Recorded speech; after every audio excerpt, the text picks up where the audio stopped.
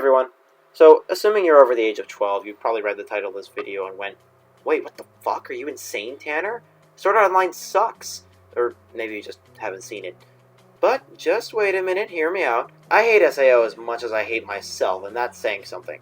It's a show that started off with a lot of potential and then continued on to display poor directorial choices, horrible fight choreography, pointless filler, stereotypical characters I couldn't care less about, poorly constructed theming and plots, an inconsistent and stupidly unrelatable main character, and so on. It later devolved into being straight up offensive, and then continued to evolve even more until the plot not only sucked, but also made no sense.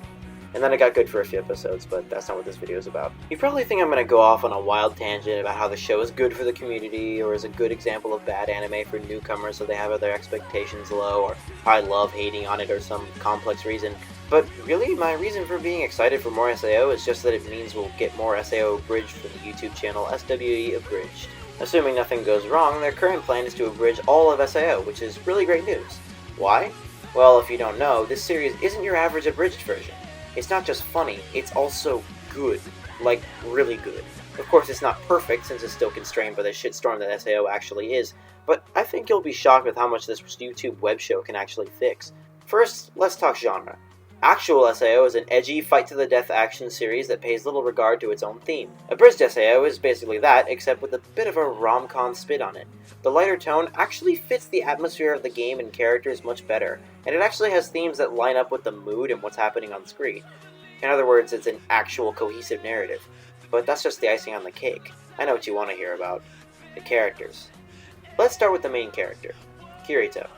The actual Kirito is a complete mess of character traits that don't assemble into anything decent or consistent. The abridged version of Kirito is one of the most unique and entertaining characters I've ever had the pleasure of laughing uncontrollably at. You know it's a good thing when I can't describe him in one sentence easily. Yes, he's still stupidly overpowered because, as I mentioned before, the show still has to abide by SAO's limitation. But he's also a super charismatic, arrogant, childish, and straight up sadistic douchebag. Like, this guy is an asshole, and it's hilarious. I really should stick with my friends back there. They're about as skilled as I am, so I figure we have a better chance of surviving if we stick together. Well, monkeys and typewriters. Normally a character like this would be unlikable as hell, but for some reason it just works. Maybe it's the comedic tone, or the way that everyone seems to be able to take what he dishes out quite well. Maybe it's because he's also a total nerd that nobody really cares about. No one else wanted you in their group, did they? Shut up, it was mutual. He also has some actual character growth. No, seriously, it gives purpose to the filler episodes and makes each episode worth watching. I can't talk about his character arc without delving into spoiler territory, but rest assured, it's pretty unique and interesting. Asuna is more or less similar to her quote-unquote real version, but just done better. Her and Kirito play off each other really well, a lot better than the actual show, and she's also actually scary in this version rather than just someone trying to act tough. I'm sure when the series eventually gets to Alfheim, she'll retain her personality rather than turning into a flavorless damsel in distress. And I haven't even mentioned the side characters. They all have their own fun little quirks and personalities that flow nicely through the story. Even Silica is sort of likable somehow. Yui! Yui gets fixed! She is no longer this generic piece of shit, but is actually a really fun presence, and is really well voice acted. It's quite ironic. No, it is not. Hmm? That is not at all what irony is. I believe the turn of events you described would be best classified as completely expected. I'm not sure if they went back during editing to give her voice that subtle robotic edge, or if the actress was doing that on purpose, or if her voice just sounds like that. But it works, and it works well. Not to undersell the rest of the voice acting in this show, it's really good for an abridged version. Sir, either tell me your order, or I'll assume it's a knuckle sandwich with, like, a sword in it? What? I don't know. When I said order, I started thinking restaurant, but then I remembered I run a blacksmith shop, and by then it was past the point of no return. Can I help you? But Tanner, this is an abridged series. I get how they could fix the characters, but how could they fix the plot?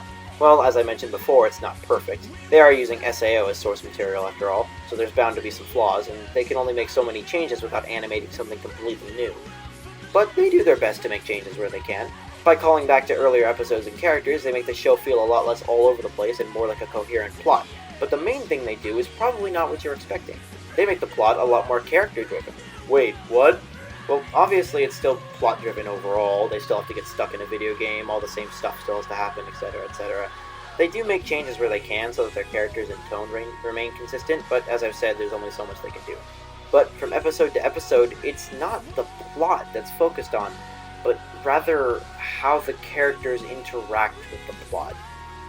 Does that make sense? No, not really. Well, it's hard to explain. You kind of just have to watch it yourself, and I highly recommend you do. I won't overhype it, it is still just a web show with a small budget, but I honestly believe that it's better than the actual show. Even if you haven't seen SAO, you could still probably get a lot of enjoyment out of it. Link in the you-know-where. So yeah, Sword Art Online Abridged is really good, and I'm excited for more SAO because that means they have more material to abridge. But this raises the question, will they be able to maintain the same standard of quality throughout the rest of the show, even during really shitty sections like Alfheim and Gun Gale? Well, if you've been paying attention to my stance in this video, you'll know what my guess is. Yeah, definitely. Obviously, there will be dips and peaks in quality as the show goes on, that occurs with all creative mediums. But is it ever just going to be as plain unwatchable as the show itself? No, definitely not, because all the genius that I talked about before doesn't happen by accident. It's clear at this point that these guys know what they're doing. As more characters are introduced, they'll build them up so that they're on par with the rest and deal with SAO's shitty plot and pacing the same way they have so far, by rolling with it and making a joke out of it. In short, as long as their characters remain interesting and fun, which they will, it'll always be worth watching. What are you talking about, Tanner? This is an abridged show. If it's funny, it's worth watching. Yeah, but that's the thing. This isn't your Code Meant kind of show where it's defined by its comedy. Emily, we have to kill the Tooth Fairy! Every day I pray I was adopted. SAO Abridged started out as just an abridged show, but it's blossomed into so much more, to the point where I consider it its own separate show. If it ever devolves into just funny, I'll still watch it, but I'll be disappointed. While its comedy may be its strongest and most prominent aspect, I've grown attached to the other facets of this awesome show just as much. The real question is how they're going to handle the Mother's Rosario arc, which most people agree is actually kind of good. They don't have much to fix, so I guess they'll just make it funny. Huh. And yet, I'm looking forward to it anyway. So, to sum it all up, yeah, SAO might suck and more of it coming out might make some people miserable, but it really just makes me excited for the day that SAO Abridged will make it, at the very least, watchable and at the very best, fantastic. Later.